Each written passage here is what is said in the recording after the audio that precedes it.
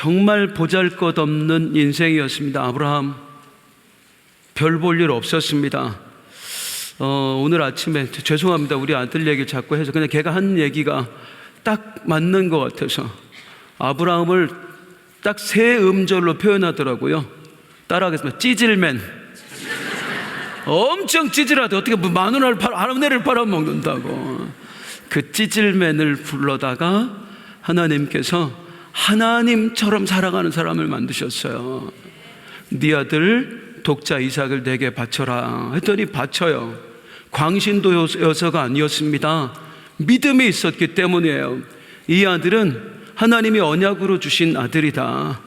그러니 죽은 자 중에서도, 그러니까 죽어도 하나님이 다시 살릴 거다.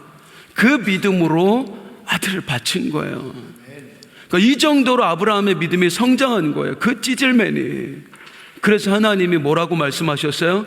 내가 이제야 네가 나를 경외하는 것을 내가 보는구나. 하나님 감동하시는 거예요. 보람이 있으신 거예요. 나를 부르실 때에도, 나를 예수 믿게 하실 때에도 우리 하나님이 목적한 바가 있어요. 너는 그 정도에서는 안 돼. 너는 나처럼 생각해야 되고, 나처럼 말해야 되고, 나처럼 살아야 돼. 그리고 우리가 실제로 그렇게 행할 때 우리 하나님이 내가 이제야 호승이 너를 구원한 보람이 있다. 너를 부른 보람이 있다.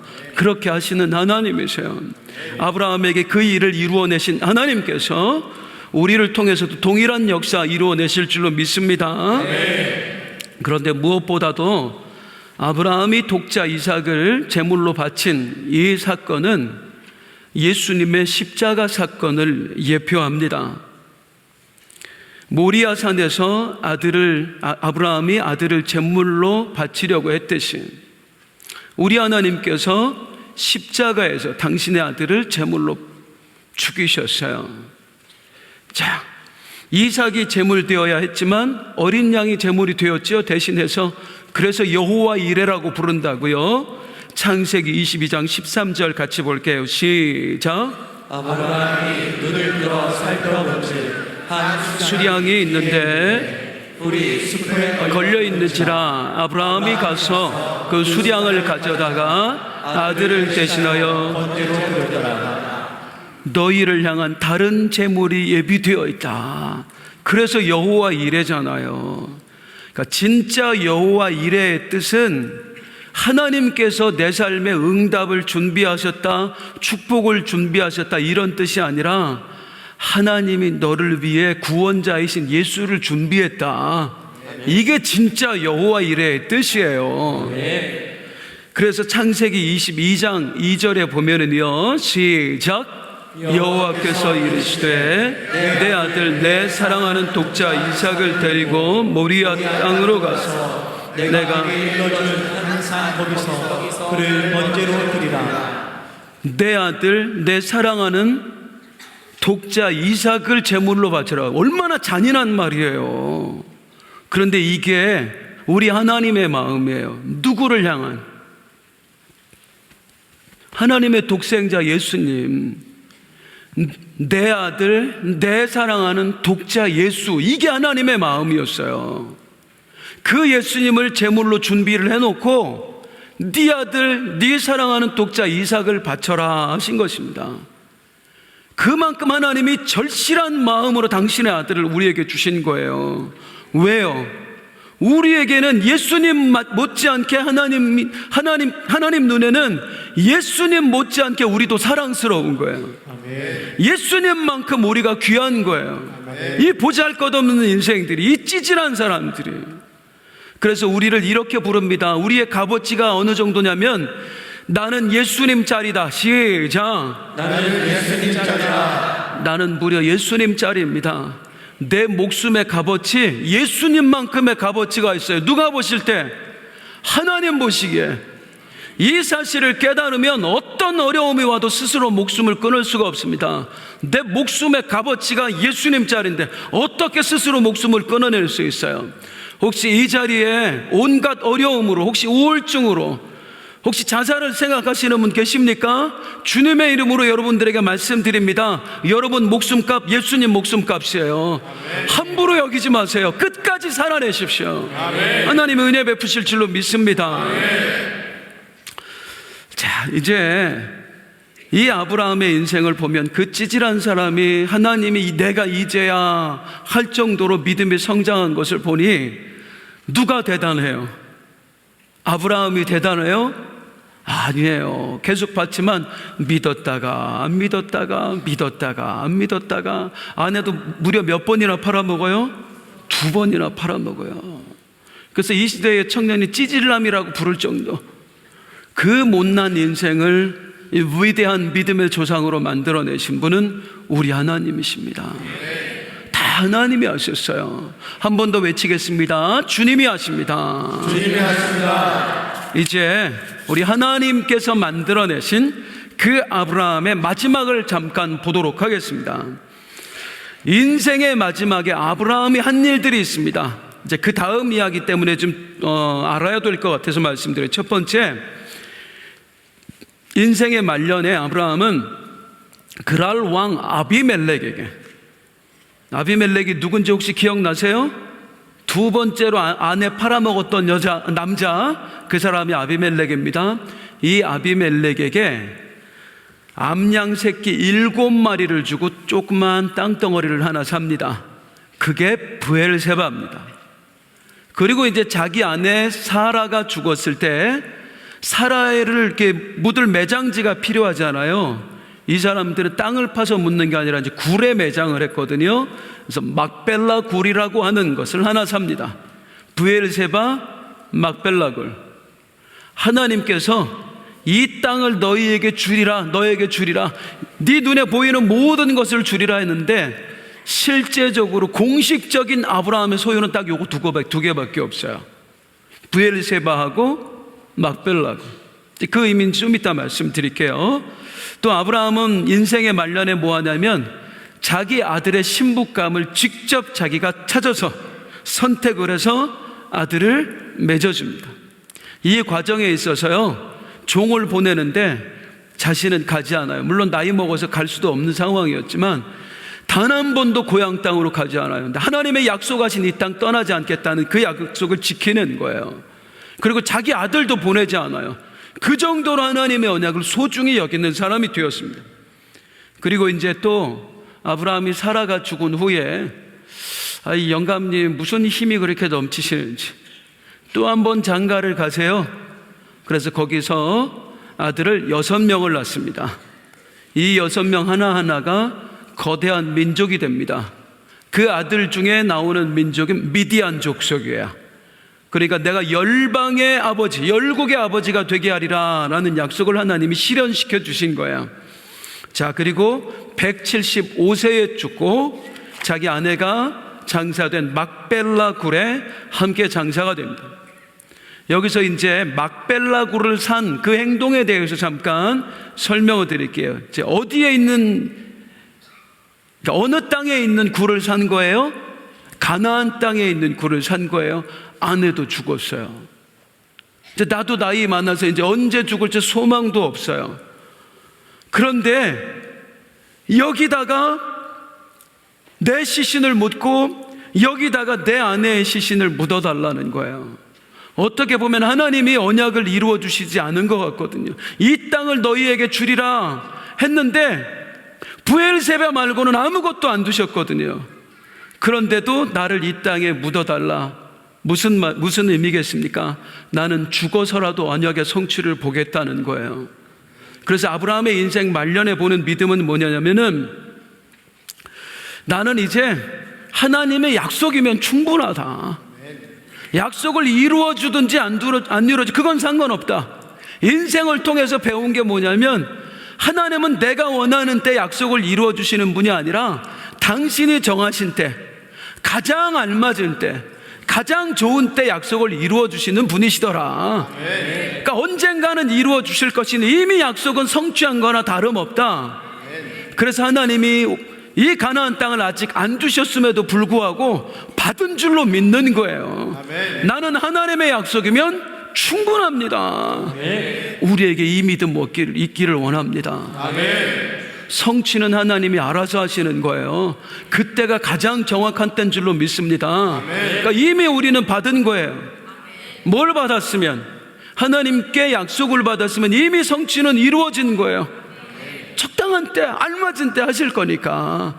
그래서 우리는 하나님께 언약 받은 걸로 감사하고 그 언약을 붙들고 살면 됩니다.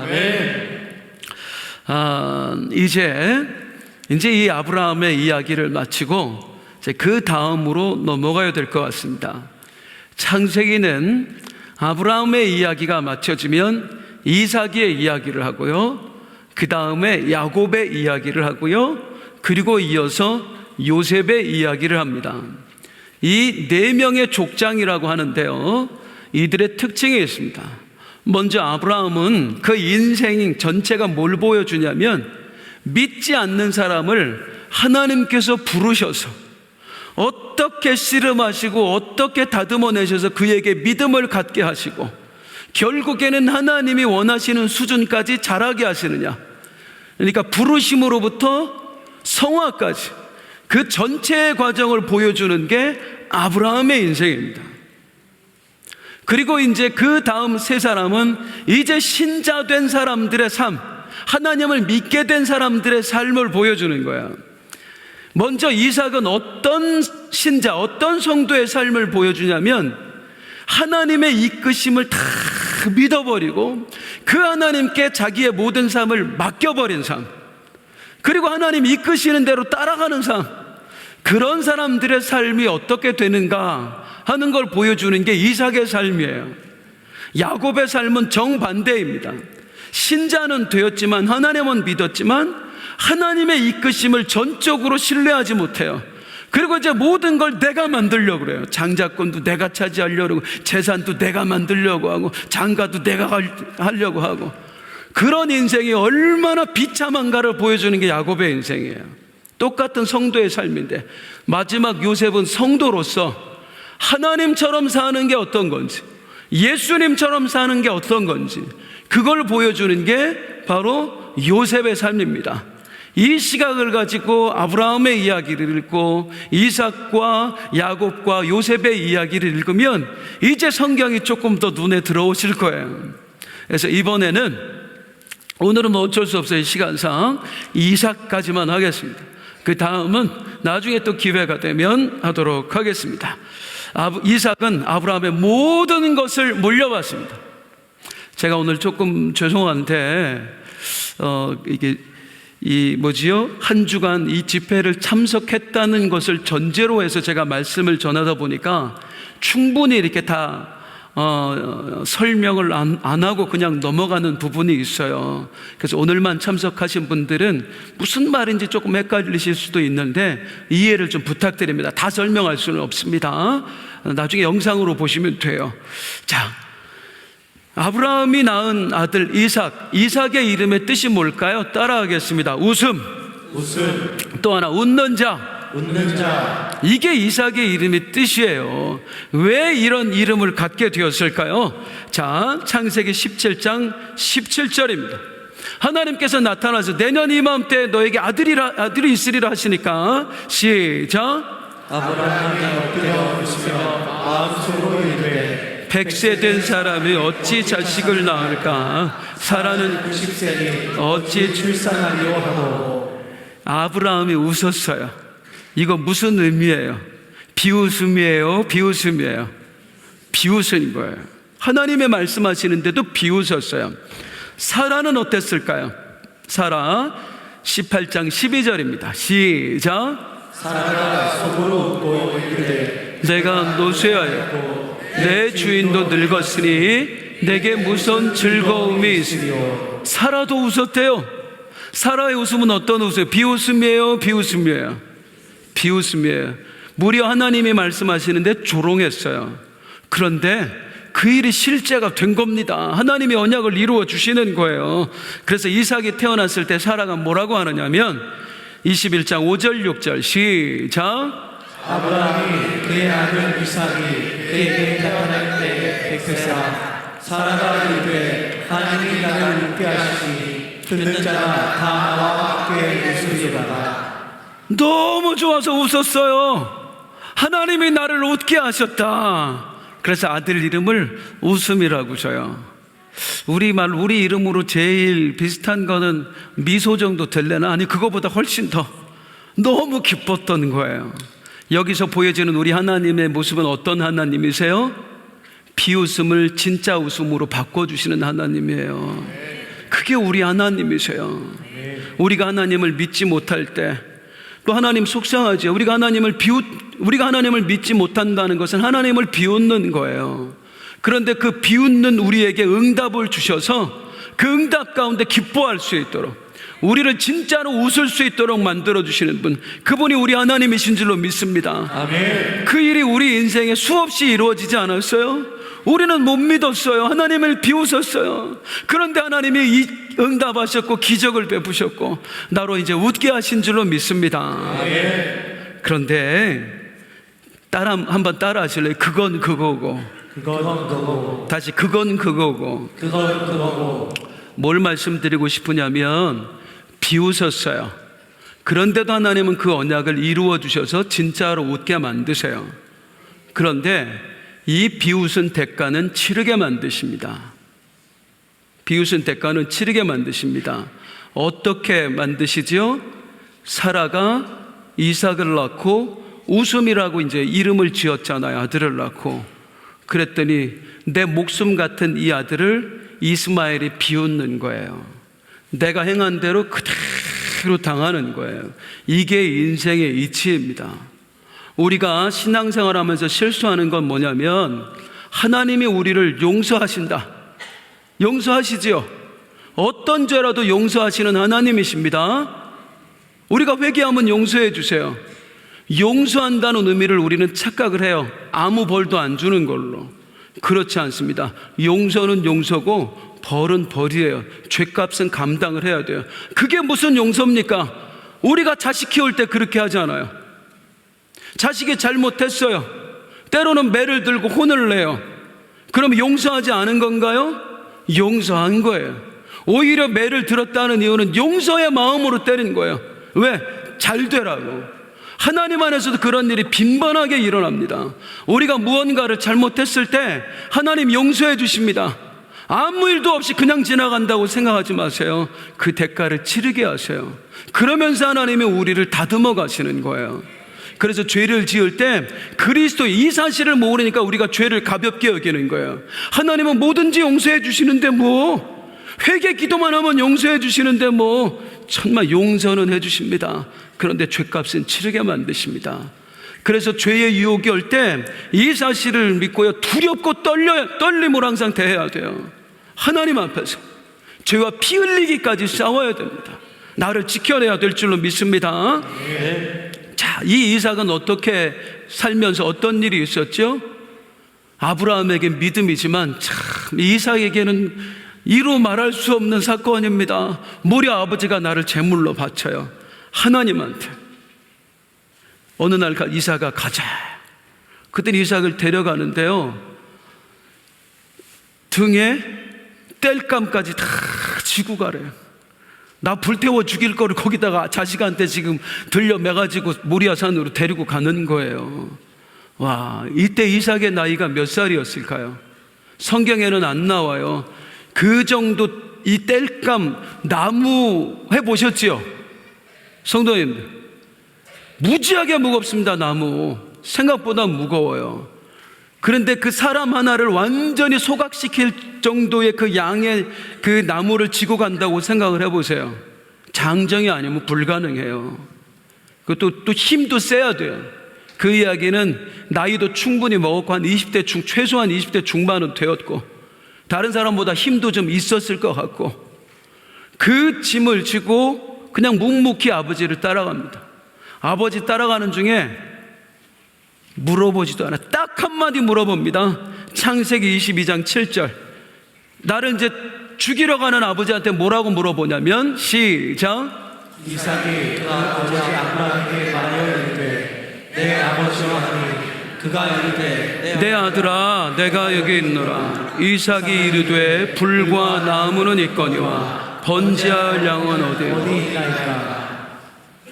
이게요, 아브라함이 이삭을 바칠 때 집에서 데리고 나와서 산 꼭대기까지 올라가서 그 제단에 누에고 칼로 찌르기 전까지 집에서 나와서 제물 되는 그 순간까지 이삭이 딱 요 말밖에 안 했어요. 이것밖에 안 해요. 그리고 그냥 아버지 하는 대로만 있는 거예요. 나를 죽일 나무를 내가 스스로 메고 산 위로 올라갔고요. 거기서 아버지가 죽이는데도 입을 열지 않고 그 모든 걸 반항하지 않고 다 당해요. 누구처럼? 예수님처럼. 그래서 이삭은 예수님을 예표하는 인물입니다. 우리 예수님께서 나를 매달 십자가를 직접 지시고 골고다로 올라가시잖아요. 그리고 우리 예수님 어떻게 하셨다고 그래요? 이사야 53장 7절 한번 보세요. 시작. 그가 곤욕을 당하여 괴로울 때 그의 입을 열지 아니하였습니다. 마치 도수장으로 끌려가는 어린 양과 털 깎는 자 앞에서 잠잠한 양같이 그의 입을 열지 아니하였도다. 이게 우리 예수님이세요. 묵묵히 말없이 하나님의 처형을 다 받아내시는 분, 그분이 우리 예수님이셨어요. 우리 인간과, 죄인된 인간과 완전히 비교된단 말이에요. 인간이 선악과를 따먹을 때 스스로 하나님처럼 되겠다고, 그리고 모든 걸 내가 결정해요. 내가 왜 하나님 말을 들어야 돼요? 왜 하나님 뜻대로 내가 살아야 돼요? 그런데 우리 예수님, 우리를 위해 제물 되신 예수님은 우리와 정반대의 모습으로 죽으시는 거예요. 하나님의 처분에 토를 달지 않아. 절대 복종. 이러니까 우리를 대신할 제물의 자격이 있으신 겁니다. 제가 한 선교사님의 이야기를 들었어요. 우즈베키스탄에 가셔서 복음을 열심히 전하셨대요. 그래서 우즈베키스탄 농부들이 이 선교사님의 말씀을 듣고 감동받은 거예요. 그 예수 그리스도의 이야기를. 그러더니 이제 이 선교사님이 떠날 때에 우리가 선물이 있다고, 이제 순회 선교사님이세요. 이제 각 지역을 다니면서 복음을 전하는, 떠날 때에 선물이 있다고 그들이 저녁에 양을 한 마리 끌고 오더래. 근데 이 양을 잡는 걸 보여주겠다는 거예요. 그 양 잡는 걸 이 선교사님이 설명했는데 양치기들이라 그게 너무 익숙한 거야. 나중에 알고 보니까 나중에 가서 보니까 자기들은 레위기가 제일 재밌다고. 우리가 그렇게 지겨워하는 레위기가 우즈베키스탄 목동들은 모든 성경을 통틀어 제일 재밌대요. 자기들이 맨날 하는 거니까. 그래서 양 잡는 걸 실제로 눈앞에서 보여주는데 눈물이 났대. 그 앞에서 끽소리 한번 안 내더래요. 마지막 칼로 딱 죽이는 그 순간에 그게 전부. 거기서 우리 예수님이 보인 거예요. 털 깎는 자 앞에서 잠잠한 양같이, 마치 도수장으로 끌려가는 양처럼 잠잠하게. 이게 우리 예수님이셨구나. 이삭이 그런 삶을 살았습니다. 예수님처럼. 그리고 이런 사람의 삶을 하나님께서 이제 어떻게 이끌어 가시는지를 성경이 이제 계속해서 보여주는 겁니다. 우리가 잠깐 생각해 봐야 될 거, 퀴즈. 이삭은 어떻게 해서 이렇게 순종하는 믿음을 가질 수 있었을까요? 첫 번째, 이 믿음은 습득된 겁니다. 누굴 보고? 아버지를 보고 습득된 겁니다. 하나님께 불순종했을 때 어떻게 되는지, 하나님께 순종했을 때 어떻게 되는지, 이제 인생의 노년에 아버지가 하나님께 순종하는 모습을 보면서 이삭이 그 믿음을 키워나가는 것입니다. 사랑하는 성도님들, 부모의 믿음이 이렇게 중요합니다. 여러분의 자식이 정말 좋은 신앙인 되기를 원하십니까? 네, 보여주세요. 진짜 좋은 신앙인이 어떤 건지를 보여주셔야 좋은 신앙인이 되죠. 좋은 신앙인에 대해서 얘기를 해주지 마시고 좋은 신앙인의 모습을 보여주세요.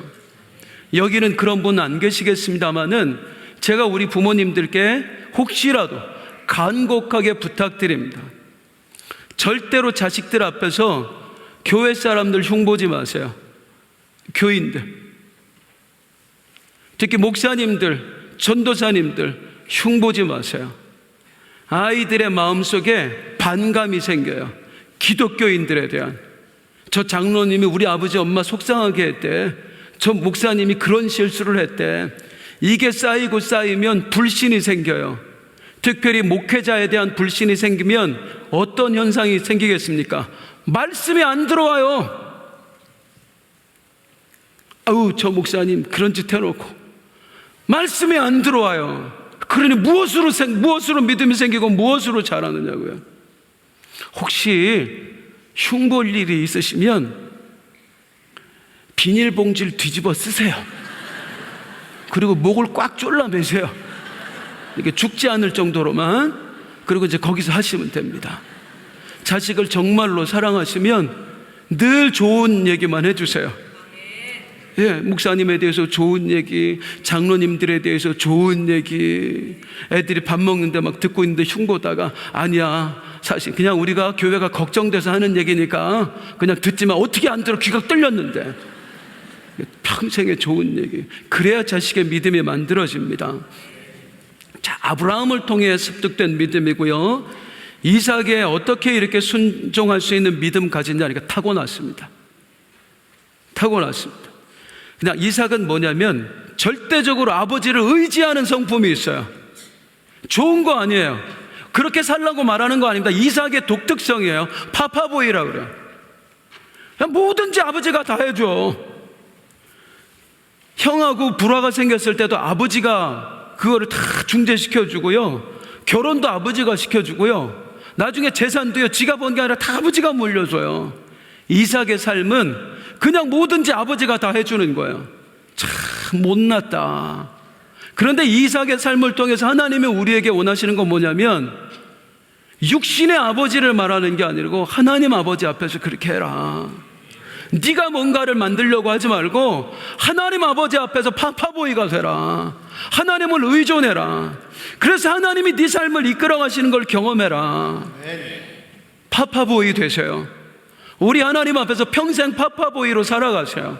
옆에 분에게 말씀해 주세요. 파파보이 되세요. 다시 한번 파파보이 되세요. 마태복음 19장에 보면 우리 예수님 이런 말씀하세요. 어린아이와 같지 않고는 결단코 하나님 나라에 갈 수 없다. 그게 무슨 뜻이겠어요? 어린아이와 같다는 게 무슨 뜻이에요? 어린아이처럼 순수하라고? 애들 순수합니까? 애들 순수해요?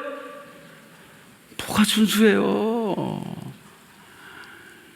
이게 얼마짜리인지 알게 되는 순간, 이 돈으로 뭘 할 수 있는지 알게 되는 순간, 세뱃돈 엄마한테 맡겨 절대로 안 맡깁니다.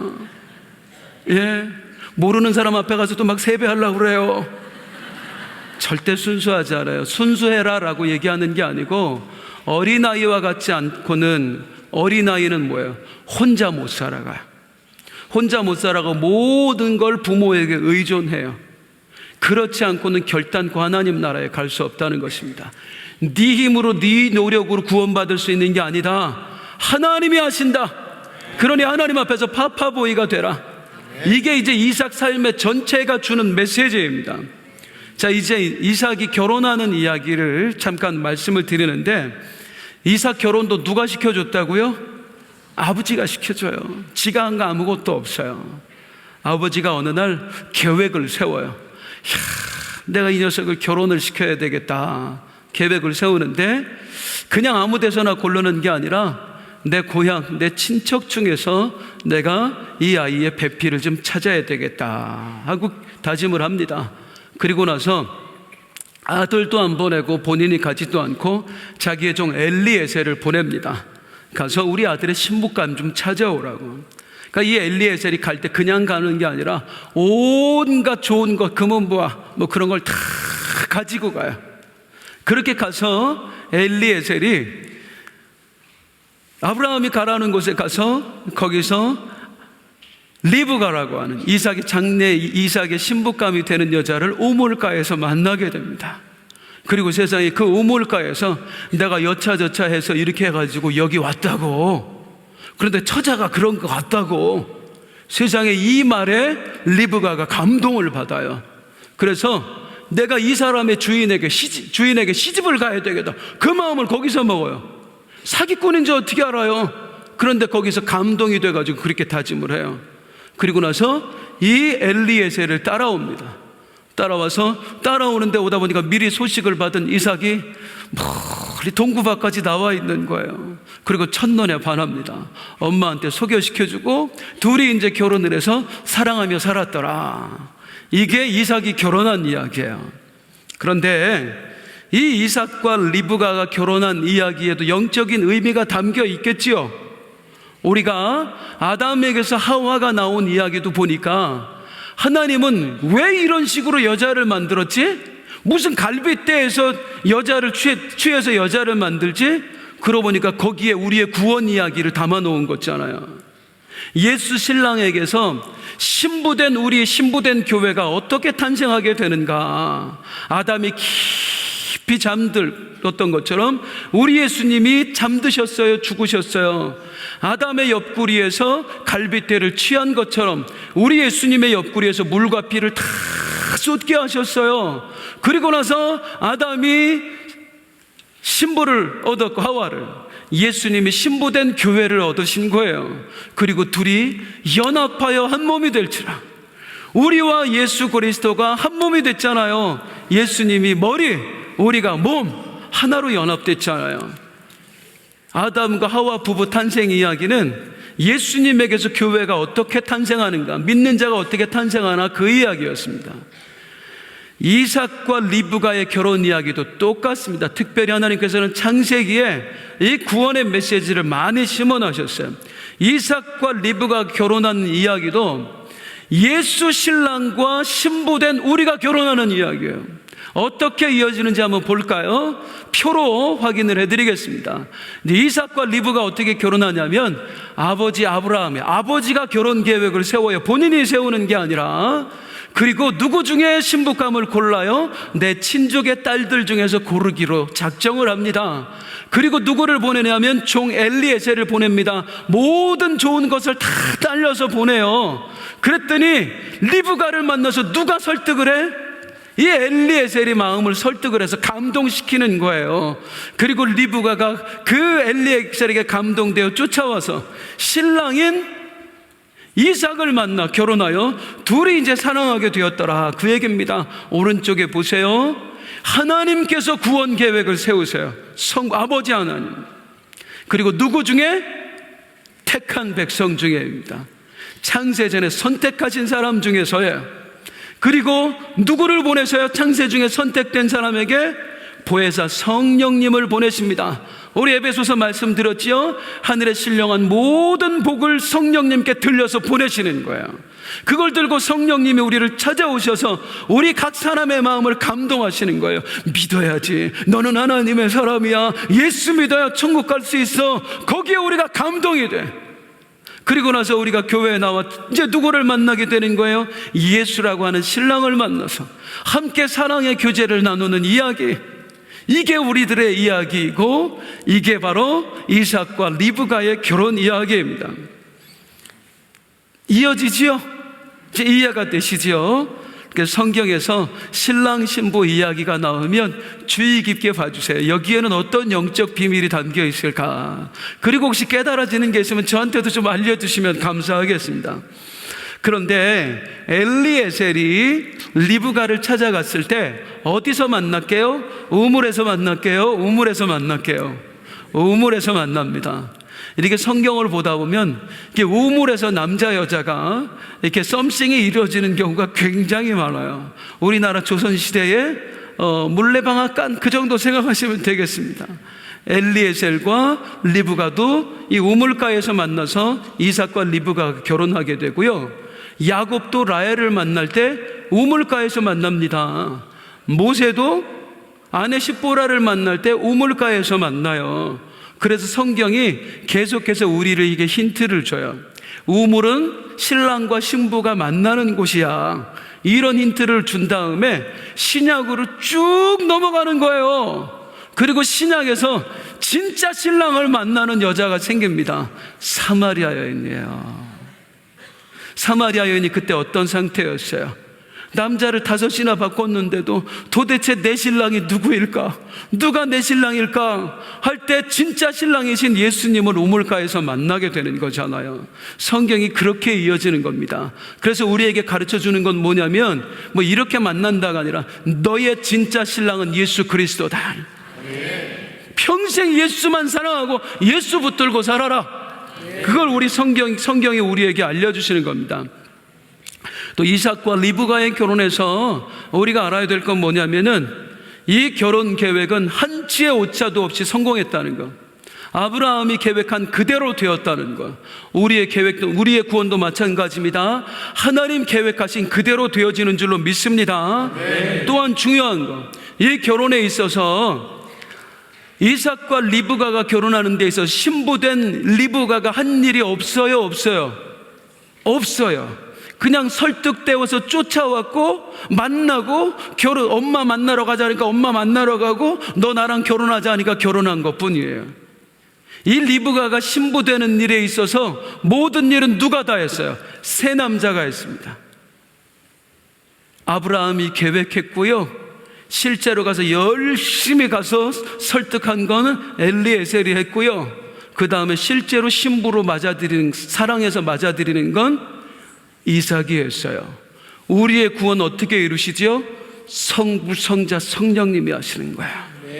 성부 하나님이 우리의 구원을 계획하시고 성령님께서 열심히 뛰시는 거예요. 그리고 우리를 계속해서 설득해 가시고 감동을 주시는 거예요. 그리고 예수 그리스도가 자신의 목숨처럼 우리를 사랑하셔서 신부로 얻어내시는 거예요. 정확하게 우리들의 이야기입니다. 이 사건들을 이삭의 삶에서 계속 하나님이 허락하시는 거예요. 그러면서 또한 이 이삭을 하나님께서 다른 사건들을 통해서 이제 성장시켜 가십니다. 그 이야기를 조금 더 보도록 하겠습니다. 이삭은 몇 살에 결혼할까요? 설마 4살이라고 하시는 분은 안 계시겠죠? 40살에 결혼을 합니다. 이 당시 40살은 그렇게 많은 나이가 아니에요. 이삭은 180세까지 삽니다. 180을 사는 사람이 40살이면 아주 그냥 쌩쌩할 때 결혼한 겁니다. 그런데 자, 이 이삭이 몇 살에 아이를 낳을까요? 60세의 아들을 낳습니다. 아니, 아브라함이 100살의 아들을 낳았어요. 그러면 이삭이 40살에 장가갔으니까 아브라함이 지금 140살이 됐어요. 아니, 하루라도 좀 빨리 주시면 안 돼요? 어차피 이 아이는 지금 장차 메시아의 계보를 이어갈 아이예요. 우리만 급한 게 아니에요. 하나님도 급하시단 말이에요. 결혼하자마자 덜컥 좀 애를 주시면 안 돼요? 그런데 무려 20년 동안 하나님이 애를 안 주십니다. 그러다가 20년 만에 아이를 주시는데 어떤 과정을 통해서 주시는지를 한번 볼게요. 창세기 25장 21절입니다. 시작. 이삭이 그의 아내가 임신하지 못함으로 그를 위하여 여호와께 간구하며 여호와께서 그의 간구를 들으셨으므로 그의 아내 리브가가 임신하였더니. 따라하겠습니다. 이삭이 여호와께 간구하며 이삭이 여호와께 간구하며 이삭이 여호와께 간구하며 이삭이 여호와께 간구하며. 하나님 이거 기다리셨습니다. 이거 기다리신 거예요. 이삭이 간구할 때까지. 자, 아브라함 이야기와 연결해 보면 그러니까 기도할 때까지예요, 사실은. 그런데 이 기도라는 게 뭐가 중요하냐면 그냥 단순히 기도하며가 아니라 간구하며입니다. 이삭은 어렸을 때부터 그 이제 믿음으로 진짜 제대로 살아가는 아버지 밑에서 신앙을 교육받은 사람이에요. 아브라함이 그 하나님 앞에서 진짜 꿇어 엎드려서 목숨 건 기도를 했던 사람이에요. 이삭 앞에서 기도하는 모습 안 보여줬을까요? 이삭에게 기도를 안 가르쳐 줬을까요? 그럼 지금까지 이삭은 했을까요? 수없이 했어요. 그런데 이 기도는 뭐가 다를까요? 전적으로 하나님께 100% 매달리는 기도입니다. 20년 동안 기도해왔지만 지금까지는 뭐냐면 100%의 기도가 아닌 거예요. 그래도 되겠지 했다가 아브라함하고 똑같은 과정입니다. 하나님이 이삭을 언제 주셨어요, 아들을? 야, 내 힘으로 안 되는구나. 완전히 포기했을 때 그때 하나님이 주신 거거든요. 이삭의 기도도 마찬가지입니다. 언제 주시는 거예요? 완전히 나를 내려놓고 이제 온전히 하나님만 바라보게 되었을 때 그 기도에 하나님의 역사하신 줄로 믿습니다. 기도라는 건 무엇입니까? 기도는요, 하나님을 설득하는 게 기도가 아니고요, 기도는 하나님께 맡기는 거예요. 내가 못합니다, 당신이 하시옵소서. 맡기는 게 기도예요. 그렇게 믿으세요? 정말로 그렇게 믿으세요? 그런데 왜 하나님 앞에 따지세요? 왜 하나님 앞에서 하나님을 설득하려고 하세요? 그건 기도 아니에요. 막 하나님 협박하고 막 기도 안 들어주시면 나 진짜 교회 안 다니면, 이게 무슨 기도예요? 기도는 협박하는 게 기도가 아니라 진짜 기도는 하나님께 맡기는 게 기도예요. 협박하지 마세요. 맡기세요. 기도로 계속해서 맡기세요. 그리고 나를 확인하세요. 내가 온전히 맡겼나?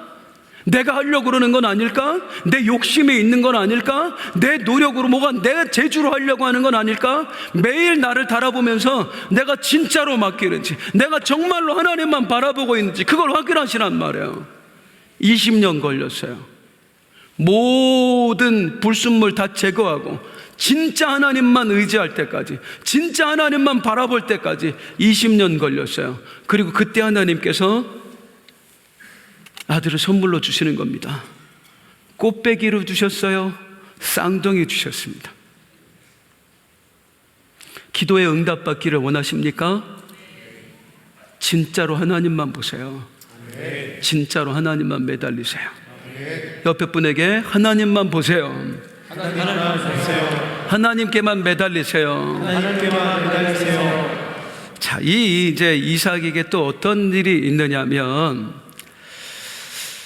아브라함 때 기근이 들었었잖아요, 가나안 땅에. 그래서 이제 아브라함이 아이고 못 살겠다 하고 이삭으로 애굽으로 떠나갔던 거 아닙니까? 이삭도 이제 같은 일을 경험합니다. 또 한 번 기근이 찾아와요. 또 한 번. 아브라함 때 첫 흉년이 들었더니 또 흉년이 들었대요. 이거 어마어마한 사건입니다. 성경에 아브라함 때에 첫 흉년이 들고 또 들었대요. 누구 때에? 이삭 때에. 아브라함 때 흉년 들었을 때가 언제적인데요? 100년도 더 됐어요. 100년도. 그때 흉년 들고 지금 흉년 들었대요. 지켜주신 겁니다. 지금까지. 아브라함이 언약을 지키니까 하나님이 어느 한 지역에 100년 동안 기근이 없다는 게 말이 돼요? 우리 하나님 이런 하나님이세요. 네가 나를 믿었어? 내가 확실히 보여줄게. 내가 어떤 신인지. 와, 100년이 넘게 기근이 없게. 그런데 이제 무려 100년이 넘어서 기근이 찾아오는 겁니다. 그래서 이삭이 어떻게 하냐면 아버지처럼, 자기 아버지가 했던 것처럼 여기서 못 살겠다. 그래서 비가 안 와도 살 수 있는 지역은 애굽이니까 애굽으로 이제 떠나려고 가요. 가는데 이 이삭이 그랄이라고 하는 땅에 있을 때, 이 그랄 땅이 어디였어요? 아브라함이 두 번째로 아내를 팔아먹었던 그때 거기입니다. 자, 거기에 딱 도착했는데 우리 하나님이 이삭에게 나타나셔요. 하시는 말씀 창세기 26장 2절에서 5절이에요. 시작. 여호와께서 이삭에게 나타나 이르시되 애굽으로 내려가지 말고 내가 내게 지시하는 땅에 거주하라. 이 땅에 거류하면 내가 너와 함께 있어 내게 복을 주고 내가 이 모든 땅을 너와 내 자손에게 주리라.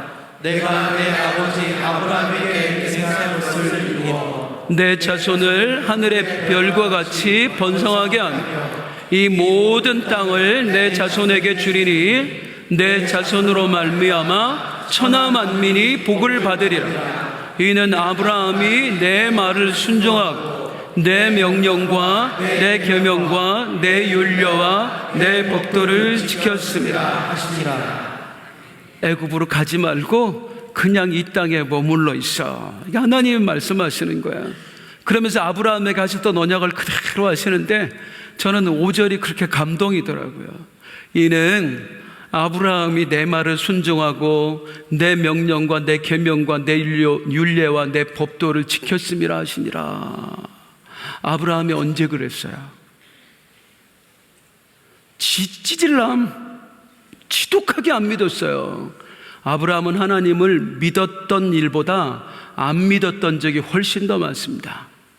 그런데 우리 하나님 보세요. 뭐만 기억하세요? 믿었던 것만 기억하세요. 잘했던 것만 기억하세요. 여겨주시는 하나님이라니까요. 우리를 이렇게 사랑하시는 하나님이세요. 이제 그대로 이게 이삭에게도 적용이 되는데요. 여기서 이제 무서운 게 발생합니다. 무서운 일이. 우리 성도님들 잘 아시지만 이삭이요, 아버지를 열심히 파파보이에서 아버지 쫓아가게만 하는데 몹쓸 것도 담습니다. 이삭도 아버지처럼 아내를 팔아먹어요. 그랄 땅에 가서 이 아비멜렉이 옛날 그 아비멜렉 아니에요. 그 아비멜렉이면 지금 한 150살, 200살 정도 됐어요. 아비멜렉이 뭐냐면 바로처럼 왕을, 그랄에서는 아비멜렉이라고 그래요. 이름이 아니에요. 왕을 호칭하는 거예요. 왕의 호칭이에요.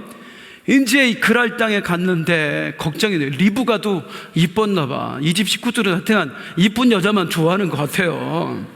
그래서 자기 아내를 빼앗길까 봐 누이 동생이라고 속입니다. 맞지? 누이 동생 맞지? 친척 동생이니까 맞는데 거짓말이지. 그래가지고 또 한 번 실수를 할 뻔했는데 여기서 하나님이 역사하십니다. 누이 동생인데 보고 싶은 거예요. 둘이 만나서 껴안고 뽀뽀하고 그런 거를 아비멜렉이 봤어. 야, 이 새끼야, 너 나 속였지?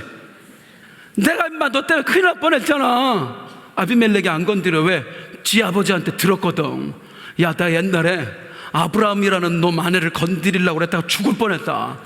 너 혹시라도 너한테 그런 일 생기면 절대 조심해라. 개 조심, 차 조심, 아브라함 조심. 내 아브라함의 아들놈이 온 거예요. 이야, 내가 큰일 날 뻔했잖아. 그래서 하나님이 지켜주세요. 똑같아요. 이게 참 무서운 겁니다. 하나님을 믿었지만 나의 실수와 허물이 자식에게 그대로 보여집니다. 우리 부모들이 정말 잘 살아야 되는 이유입니다. 제가 아는 분 중에 평생 아버지가 알코올 중독자로 자식 힘들게 했던, 온 가족을 힘들게 했던 분이 있어요. 우리 아들이 나 우리 아버지처럼 안 살 거야. 그 아들이요, 단 하루도 빼놓지 않고 술 마시고 삽니다. 제가 아는 분 중에요, 엄마한테 어릴 때부터 두드러 맞았던 여자분이 있어요. 나는 진짜 자식 사랑해줘야지. 자식이 20살이 넘었는데도 지금도 자기 딸을 두드러 패고 있어요. 엄마랑 똑같아요. 우리의 허물, 우리의 실수, 우리의 죄 쉽게 없어지지 않습니다. 무서운 건 자식의 때에 나타난다는 거예요. 그냥 신앙뿐이에요. 우리가 영적인 존재여서 그래요. 마귀가 역사하기 때문에 어쩔 수 없는 거예요. 자식이 잘 살기를 원하세요? 내 대에서 끊어내세요.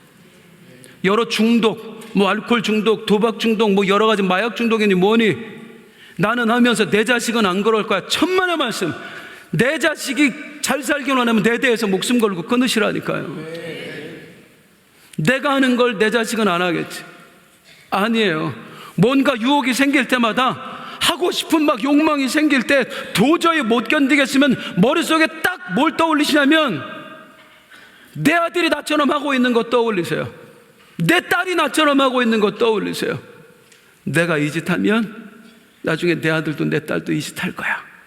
그리고 목숨 걸고 싸워서 이겨내세요. 평생에 살아가는 날 동안 여러분의 좋은 것만 자식에게 물려줄 수 있는 은혜가 있기를 소망합니다. 그런 은혜 있기를 소망합니다. 그리고 하나님이 이 문제를 해결해 주실 뿐만 아니라 이 이삭에게 하나님이 복을 주시는데요, 창세기 26장 12절 13절 시작. 이삭이 그 땅에서 농사하여 그의 100배나 얻었고 여호와께서 복을 주시며 그 사람이 창대하고 왕성하여 마침내 거부가 되어.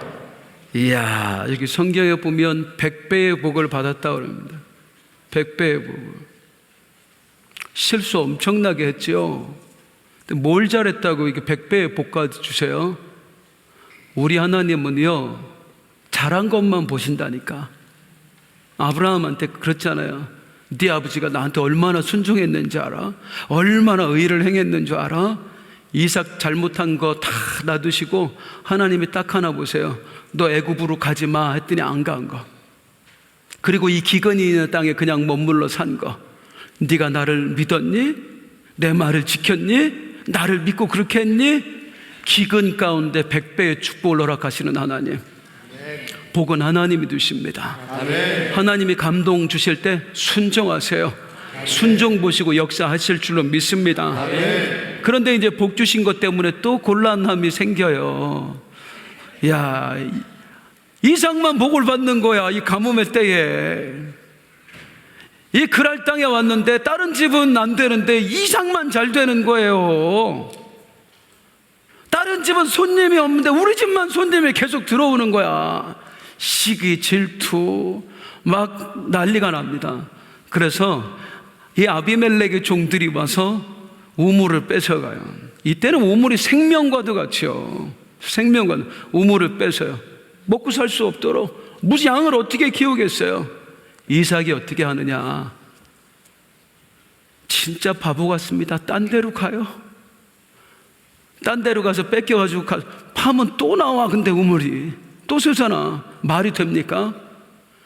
그리고 또 빼서 그럼 그냥 뺏겨요. 그리고 딴 데 가서 또 파요. 그럼 또 나와. 근데 성경에 참 중요한 게 있어요. 어떻게 알고 팠을까? 이삭이 어디 가서 우물 파는지 아세요? 주여, 우물이 필요하옵나이다. 동쪽으로 갈까요? 서쪽으로 갈까요? 이렇게 했어요. 아브라함이 팠던 우물을 팠더라 그래요. 우리 아버지가 맞아 여기서 있다가 어디로 갔었지? 그 아버지 발자취 쫓아가. 그리고 거기서 파면은 우물이 나와. 거기 뺏기면 우리 아버지가 여기 살다가 어디로 갔었지? 거기로 또 가. 그럼 아버지가 팠던 우물 자리가 있어. 거기 파면 또 나와. 부모가 자식에게 줄 수 있는 최고의 선물은 간증거리 남겨주는 겁니다. 자식이 힘들고 어려울 때, 이 물질의 어려움을 만났을 때 우리 엄마 어떻게 했었지? 맞아, 우리 엄마 금식했었어. 이렇게 인간적인 관계로 힘들 때 우리 아버지 어떻게 했었지? 맞아, 다 양보하고 하나님만 바라봤었어. 부모는 자식에게 그거 남겨주는 사람이에요. 믿음의 신앙의 발자취요, 축복의 발자취요, 간증거리를 남겨주는 사람이 되시기를 바랍니다. 그렇게 계속 하다가, 근데 이게 아버지만 쫓아가는 게 아니죠. 하나님을 향한 믿음이 없으면 절대로 안 되는 일이에요. 그러다가 이제 드디어 창세기 26장 22절입니다. 시작.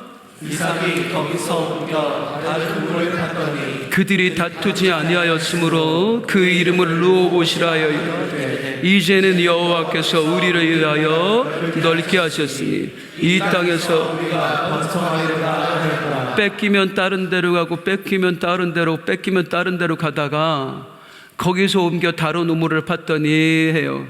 여기서는 아버지가 팠던 우물을 팠더라 없어요. 아버지 팠던 우물 파고 가다가 이제는 그게 내 신앙이 되는 겁니다. 그리고 그냥 하나님만 믿고 가는 거예요. 우리 아버지를 인도하신 하나님, 내 걸음을 인도해 주세요.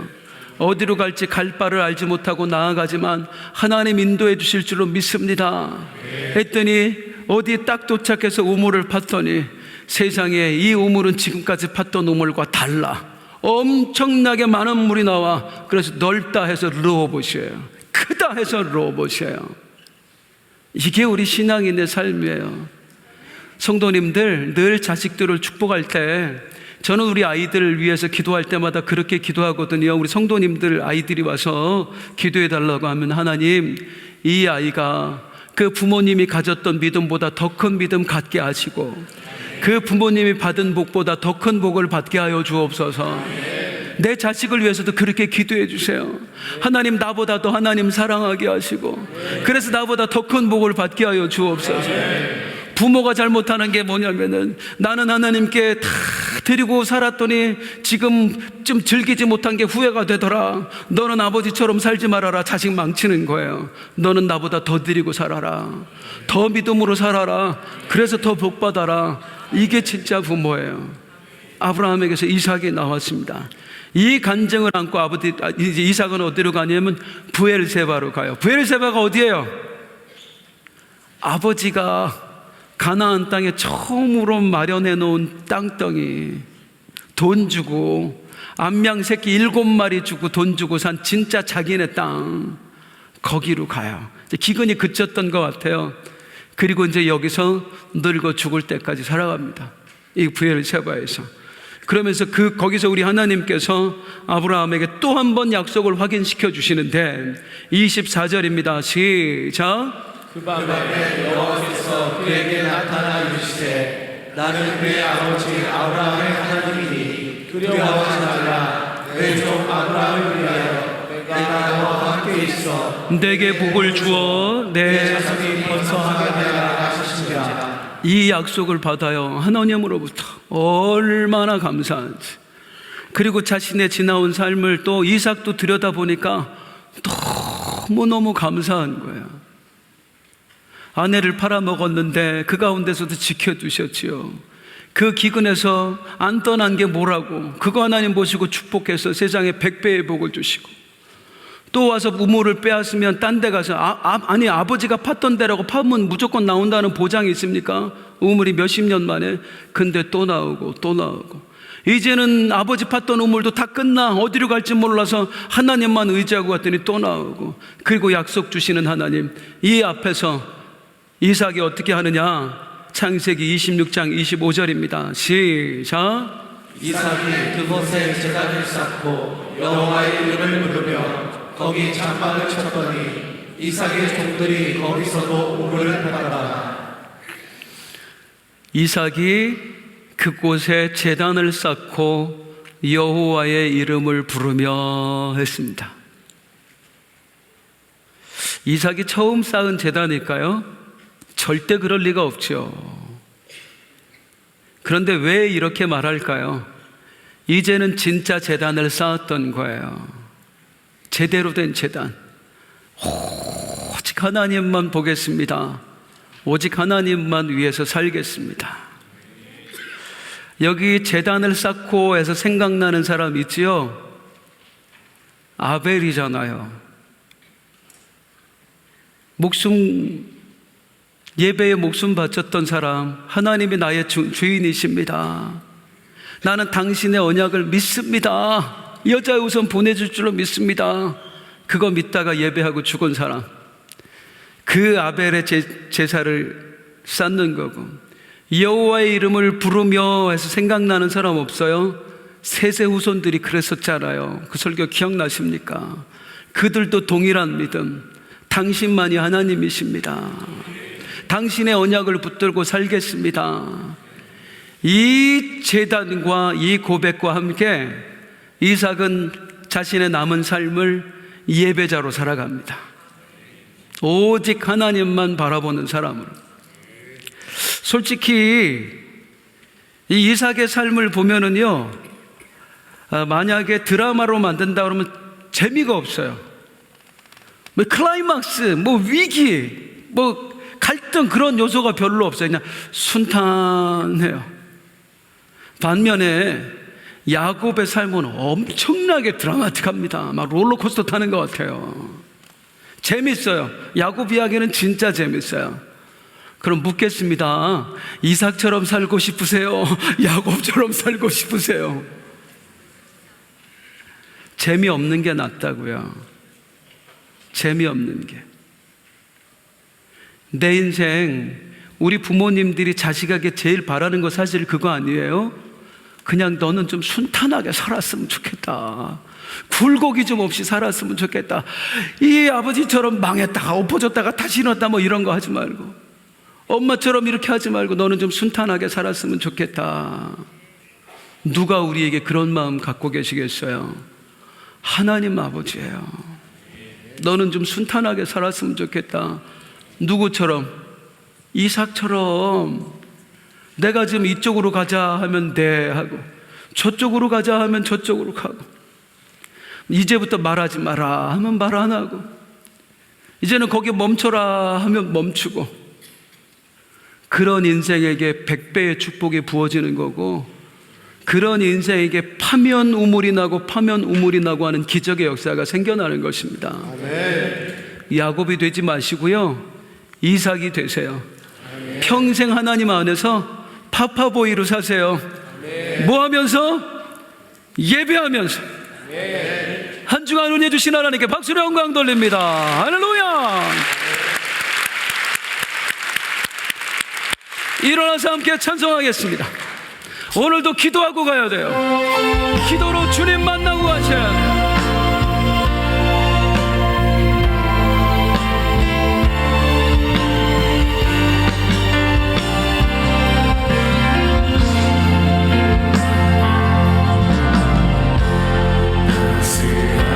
성령님